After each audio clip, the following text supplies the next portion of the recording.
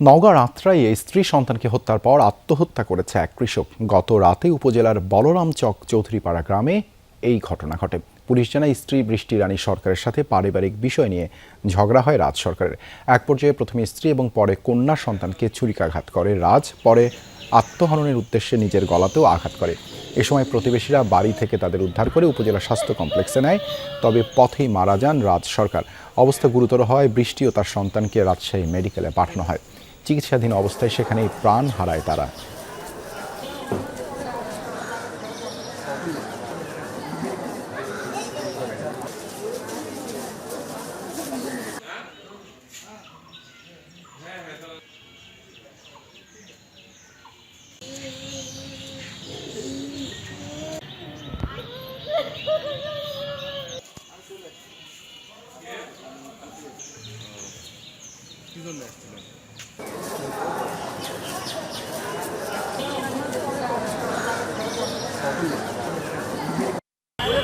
নেশা টেশা করতো, পারিবারিক ভাবে স্বামী স্ত্রী এবং বাপ মা সবার সাথেই ওর মানে নেশা বনিবনা হতো না, সবসময় একটু মাথা মানসিক সমস্যা ছিল।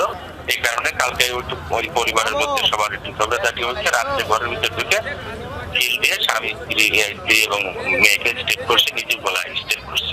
ছোটন, কি নিয়ে পারিবারিক কলহ ছিল, পুলিশ এবং স্বজনরা কি বলছেন? দেবাশিস, আমি যেখানে দাঁড়িয়ে আছি ঠিক আমার পেছনের এই বাড়িতে জয় সরকার তার পরিবারের সদস্যদের নিয়ে থাকতেন। তার বাবা মাও তার সঙ্গে একই সঙ্গে থাকতেন। গত রাতে যে ঘটনাটি সেটি সূত্রপাত রাত 10টার দিকে পরিবারের সদস্যরা বলছেন, বিশেষ করে জয় সরকারের বাবা এবং মায়ের সঙ্গে আমার কথা হয়েছে।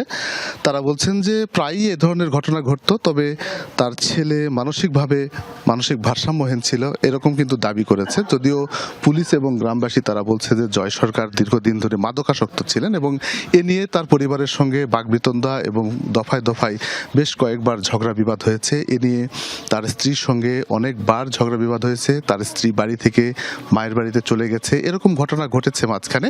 কিন্তু গতকালকে যখন রাতের খাবার শেষ করে সবাই ঘুমিয়ে পড়েছে, ঠিক সেই সময় স্বামী স্ত্রীর মধ্যে ঝগড়া বিবাদ শুরু হয় এবং এক পর্যায়ে জয় সরকার তার স্ত্রী এবং সন্তানকে ছুরিকাঘাত করে এবং তারা লুটিয়ে পড়লে জয় সরকার নিজেও তার বুকে ছুরিকাঘাত করে, এমনটি কিন্তু নিহতের স্বজনরা আমাদেরকে বলেছে, বিশেষ করে জয় সরকারের বাবা মা আমাদেরকে বলেছেন।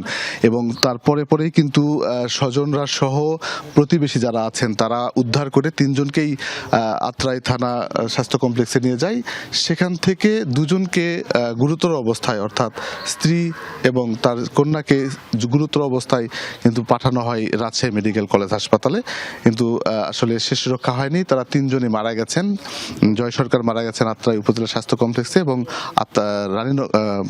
রাজশাহী মেডিকেল কলেজ হাসপাতালে তার স্ত্রী সন্তান মারা যায়। এই বিষয়টি নিয়ে কিন্তু বেশ শোকের ছায়া নেমে এসেছে এলাকা জুড়ে। স্থানীয়রা বলছেন যে আসলে এই মাদকাসক্ত হওয়ার কারণে প্রায় দিনই এ ধরনের তাদের মধ্যে দ্বন্দ্ব ফ্যাসাদ দেখা দিত এবং এ ধরনের ঘটনা ঘটত। শেষ পরিণতি আসলে এই তিনজনকেই চলে যেতে হবে এভাবে তারা আসলে অনেকেই মেনে নিতে পারছেন না। বিশেষ করে তার স্ত্রী দৃষ্টি সরকারের স্বজনরা এসেছেন এখানে, তারা কিন্তু বেশ শোকাহত এবং আমাদেরকে বলেছেন যে এই ঘটনা তারা কোনোভাবেই মেনে নিতে পারছেন না। এইটিতে আইনগত ব্যবস্থা নেওয়া হবে এমনটি কিন্তু আমাদেরকে বলা হচ্ছে পুলিশের পক্ষ থেকে এবং নিহতের স্বজনদের পক্ষ থেকে। দেবাশিস। শফিক, ধন্যবাদ আপনাকে আমাদের সাথে যুক্ত হবার জন্য।